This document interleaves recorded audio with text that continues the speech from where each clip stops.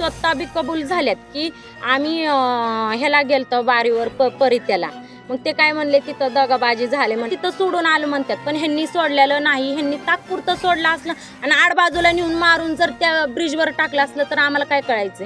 ते म्हणले आम्ही परित्याला बारीवर गेलतो, ते खूप पेलता, तिथं त्या बाईला उचललं. असुलता एकच भाव होता आम्हाला.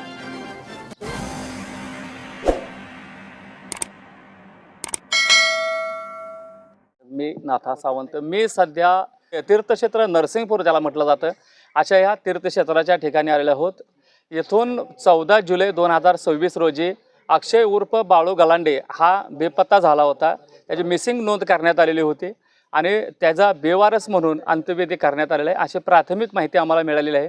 त्यांचा परिवार जो आहे तो नेरा नरसिंगपूर या ठिकाणी राहत आहे. त्यांच्या परिवारातील त्यांची बहीण असेल, त्यांची आई असेल, त्यांचा वडील असेल, यांच्याशी आपण खास बातचीत करणार आहोत आणि अधिक जाणून घेणार आहोत की हा सर्व प्रकार जो आहे तो कसा नेमका घडला. कारण 14 जुलै 2026 ते आज 5 ऑगस्ट या दरम्यान इतक्या दिवसामध्ये त्यांचा संपर्क कसा होऊ शकला नाही, पूर्व कल्पना या कुटुंबाला का दिली गेली नाही, किंवा इथले पोलीस पाटील असेल यांनाही तो फोटो का टाकला घेण्यात आलेला नाही, पोलीस पाटलांच्या ग्रुपवर जर फोटो टाकला असेल तर या कुटुंबापर्यंत तो का पोहोचला नाही, हे सुद्धा प्रश्न आहे. त्यामुळे या मृत्यूचं गूढ नेमकं आजपर्यंत उकललेलं नसून अधिक आपण त्यांची बहीण असेल, त्यांचे भाऊ असतील, त्यांची आई असेल, वडिलां यांच्याकडे आपण अधिक जाणून घेणार आहोत आणि हा सविस्तर घटनाक्रम शासन दरबारी मांडण्याचा एक आमचा प्रामाणिक प्रयत्न असणार आहे. माझं नाव जयश्री राहुल काळे, अक्षय गलांडेची बहीण बोलते मी.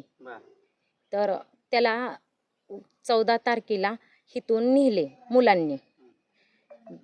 मुलं नेणारी हिथनं 5 जण गेलते. अक्षय गलांडे, आवी कोळी आणि पुष्कर डिंगरे आणि चैतन, ही एक त्याचं आडनाव काय मला माहीत नाही पण चैतन, आणि चौथा एक मुलगा आहे पण त्याचं मला काही नावही नाही.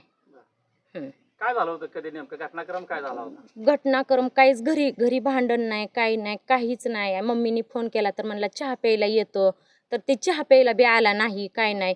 तर म्हणला आम्ही इथं चहा प्यायलोय, मी बाळमामाचा प्रसाद बनवायला चाललोय, तर ते प्रसाद बी बनवायला गेला नाही, काय नाही. ह्या मुलांनी त्याला घेऊन गेले. मग घेऊन गेले तर आम्ही मम्मी मी साऱ्या रस्त्याने हुडकलं पण ते काय आम्हाला गावला नाही. संध्याकाळी 1 वाजेपर्यंत आम्ही खाली चौकात बसलो होतो त्याला हुडकत, तर तिथं बी ते काय दिसला नाही. परत घरी येऊन आम्ही थांबलो. परत अचानकच ती गाडी आली. आम्हाला माहिती होतं त्याच्याबरोबर गेलता म्हणून. तर त्यांनी ती 2 मुलं जी आहेत ना ते खाली सोडून आला. 5 जण गेलेली, ही 5 जण चौघच आली. 5वा माणूस आणलंच नाही माझ्या भावाला त्यांनी.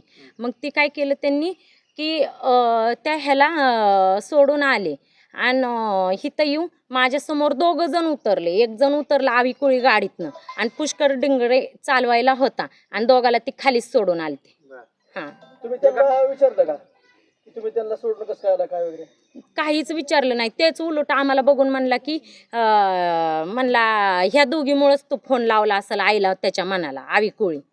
हां, तर म्हणले बाबा आमचं ह्यात काहीच नाही.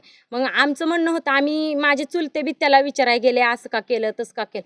त्यांनी म्हणला आधी हिथलं नाव सांगितलं, तिथलं नाव सांगितलं, पण तो काय बोलायलाच तयार नाही. आधी म्हणला टेंभुर्णीतनं गाडी आणली, परत म्हणला कुठं धाब्यावरनं गाडी आणली. हां, अक्षय गलांडे मयत झालेलं तुम्हाला कधी कळलं? आम्हाला माहीत झालेलं 3 तारखेला कळलं, सोमवारी. कोणी सांगितलं तुम्हाला? आम्ही स्वतःहून इंदापूर चौकीला गेलो होतो. मग PSIची आम्ही गाठ घेतली. मग त्यांनी मला चप्पल दाखवली पण मला ओळखू आली नाही का, तर त्यांनी चप्पल बदलली का काय केले ते कळलं नाही मला. मग मी गेल्यानंतर त्यांनी आमच्याबरोबर एक आमचा भाऊ होता. मग त्या भावाने आम्हाला ते PSIनी फोटो बघितला की म्हणले ह्यांना बाहेर काढा, मी दाखवतो तुम्हाला. मग ती आमच्या त्या भावाला दाखवलं तर त्याला डायरेक्ट तोच दिसला, भाऊचा आमचा प्रीतच. मग ते म्हणले आम्ही ही केले म्हणले. मग परत माझ्या चुलत्यांनाही बोलवून घेतलं. हां, तुम्हाला पूर्व कल्पना दिली का पोलिसांनी? काही आम्हाला कल्पना दिली नव्हती. आम्ही स्वतःहून गेल्या आम्हाला सगळं कळले. मग त्यांनी बेवारस म्हणून त्यांचे दफन केलंय का? हा, बेवारस म्हणून दफन केले. गावात कोणी तुम्हाला सांगितलं नाही की पोलीस पाटील वगैरे? पोलीस पाटलांनी सांगितलं नाही, गावात कुणीच सांगितलं नाही. उलट आम्ही कंप्लेंट केल्यानंतर ना गावातल्यांनी असा जबाब दिला की आमची दिशाभूल केली त्यांनी डायरेक्ट गावातल्यांनी की त्याला आम्ही ह्याला पाहिलंय, स्वारगेटला पाहिलाय, इथं पाहिलाय, तिथं पाहिलं. पाहिलाय. मग मी माझे नातेवाईक भरपूर घेऊन गेले, तिथं शोध घेतला पण आम्हाला तिथं कुठंच घावला नाही. तर स्वारगेटपाशी पोलीस स्टेशन आहे, तिथं आम्ही गेलो. त्या पोलिसांना बी आम्ही फोटोही दाखवला. तर ती स्वतः पोलीस म्हणले की तुमची दिशाभूल केली म्हणले. आज आम्ही हिथं आहे तुम्ही म्हणून सांगण्यावरनं हिथं आला तुम्ही. उद्याच्याला मी जर म्हणलं मुंबईला आहे तर तुम्ही मुंबईला जाऊ शकता का म्हणला. खरी कंडिशन काय आहे. पण ते सर जी काय बोलले ते खरं आलं की ते म्हणले तिथंच जवळपास असेल जर त्याचा कोणी घात केला असला तर. हा तर हा 14 जुलैला गेला होता. ही घटना तुम्हाला नंतर किती दिवसांनी कळाला की तो घरातून गायब झालाय आणि कुठे पोलीस स्टेशनला याची तक्रार वगैरे केली होती का? पोलीस स्टेशनला तक्रार केलते ना, बावडा पोलीस स्टेशनला मिशन कंप्लेंट देऊन आलते मी. बरं. मग त्यांचा आम्हाला काय फोनही नाही काय होई नाही. मग ते कळसाई सरांना आम्ही फोन केला. कळसाई सर म्हणले मी बाहेर आलोय ही ते. मग मी माझं असं राहावं ना, मला ती दिसना नजर पडना म्हणून मी मम्मीला घेतलं. मी गेली आणि ते आम्ही हुडकून काढलं. मग आम्ही कंप्लेंट द्यायलाच गेलतो मी की त्या आशेने गेलते की त्याला कंप्लेंट केल्यानंतर ना ती मला महागारी घावल ही शोध घेत्याल मेन ठिकाणी जात्याल असं मला वाटलं. पण तिथं गेल्यानंतर ना मला वेगळंच कळलं की डेड बॉडीचंच कळालं. त्याचा घातपात झालेला शंका तुमची कोणावर आहे? मग आमची त्याचा घातपात झालेला ह्या 4ही मुलांवर आहे. त्यांची नाव त्याचं त्याला उडवलेलं त्याचा ऑक्सिजन नाही, त्याला उडवलेलं नाही, त्याला काय नाही. ह्यांनी मारून तिथं नेऊन टाकले. नाही त्यांच्या बरोबर गेलता तुम्हाला कोणी सांगितलं होतं? आम्ही स्वतः बघितले. हा आणि ती स्वतः बी कबूल झाल्यात की आम्ही ह्याला गेलतो बारीवर परित्याला. मग ते काय म्हणले तिथं दगाबाजी झाले म्हणले. ह्याने पिऊन धिंगाणा केला ही केला उचललं तिथल्या बाईला. मग ती काय झालं भांडण झालं असेल. मग ही सगळी तिथनं आलते. माझा भाऊ ती 4 पोरं 5 जण मिळून आलते. मग ही म्हणतात टेंभुर्णीत सोडलं. मग टेंभुर्णी सोडण्यापेक्षा मी काय म्हणते तुम्हाला जरी शिव्या दिल्या भांडण झालं पण तुम्ही तेवढ्या रातचं त्याला सोडायचं नव्हतं. तुम्ही घरी घेऊन यायचं होतं. आमच्यापाशी तक्रार घालायची होती ना, काहीतरी मार्ग निघला असता. मग ही त्याला तिथं सोडून आलं म्हणतात पण ह्यांनी सोडलेलं नाही. ह्यांनी तात्पुरतं सोडलं असलं आणि आडबाजूला नेऊन मारून जर त्या ब्रिजवर टाकलं असलं तर आम्हाला काय कळायचंय. आता परित्याला त्या संगीत बारी किंवा थिएटरला गेला होता हे तुम्हाला कोणाकडून समजलं? त्याच मुलांकडून समजलं. काय म्हणाले ते? ते म्हणले आम्ही परित्याला बारीव गेलतो. ते खूप पेलता तिथं त्या बाईला उचललं असं झालं. मग ते उचललं असं झालं. ह्यांनी आम्हाला येऊन घरी सांगायचं ना त्याला घेऊन येऊन. त्यांनी मग आम्हाला काहीच कल्पना दिली नाही. आता बहीण म्हणून काय प्रशासनाकडे मागणी असणार आहे? बहीण म्हणून मला फक्त न्याय पाहिजे माझ्या भावाला. जी काय झालंय ना ती माझ्या भावाला न्याय पाहिजे. हा मला खूप न्याय पाहिजे. आम्ही त्यासाठी लईही केलेलं आहे. आम्हाला खरं काय कोणी सांगितलं नाही. त्याची दिशाभूल आमची केलेली आहे. आम्हाला खूप न्याय पाहिजे. माझ्या आईबापाला न्याय पाहिजे, मला न्याय पाहिजे, माझ्या सर्व कुटुंबाला चुलत्या मालत्यांना सगळ्याला आम्हाला न्याय पाहिजे. तुमचा भाऊ एकुलता एकच होता का? एकुलता एकच भाऊ होता आम्हाला. तुम्ही मग अशी म्हणला की तो कोणापाशी तरी मोबाईल ठेवून पैसे घेऊन गेला होता. ते धनु पवारापाशी 5,800ला मोबाईल ठेवून गेला.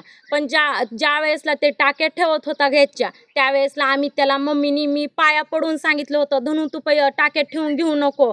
आमची मम्मी करून खाते तू काय टाक्यात ठेवून घेऊ नको म्हणलं. त्याला पैसे देत जाऊ नको. जरी ती काय ठेवाय आला तरी आम्हाला सांगत जा. माझी एक एवढी अपेक्षा आहे की आता ते एवढा चांगला होता. तुम्ही चौकशी करू शकता कार्यालय ही जिथं काम करत होता तिथं त्या मालकाकडे ही पेत होता का काय.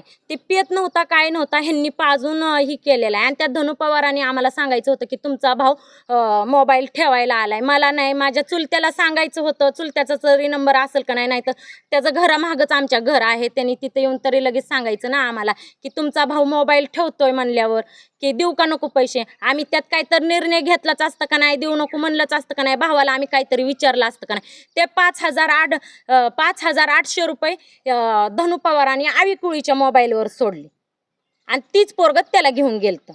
मग ह्यांनी त्याच्या पैशावर आईश करून चैन करून त्याला दारू पाजून त्या बाईला उचलायला लावलं. ही सगळं त्यांच्यामुळेच झालेलं आहे. आणि त्यांनी माझ्या भावाचा घात केलेला आहे. त्यांनी मारून टाकलेला आहे. ही स्पष्ट माझा जबाब आहे. शेवटी प्रशासनाला पोलीस प्रशासनाला काय मागणी असणार? पोलीस प्रशासनाला मागणी काय असणार आहे? न्याय पाहिजे. न्याय पाहिजे. हा आम्हाला खूप न्याय पाहिजे. आमचं जसं गेलंय ना तसं आम्हाला पूर्ण न्याय पाहिजे. आपल्याला पोलीस स्टेशनने पोस्टमॉर्टम रिपोर्ट दिली होती का कशा प्रकारे झाले म्हणून? काल 3 तारखेला दिली. दिले तुम्हाला दिले पोस्टमॉर्टम रिपोर्ट दिलाय का? पोस्टमॉर्टमचं त्यात नाव नसल्यामुळे ते आज तुम्हाला कधी या म्हणले म्हणजे काल 4 तारखेला 5 तारखेला कधी येऊन घेऊन जाऊ. पण ते काय आम्ही गेलो नाही. आम्ही हेच कार्य करतोय यांचं. काल 10वा बनवला आज 13वा बनवतोय.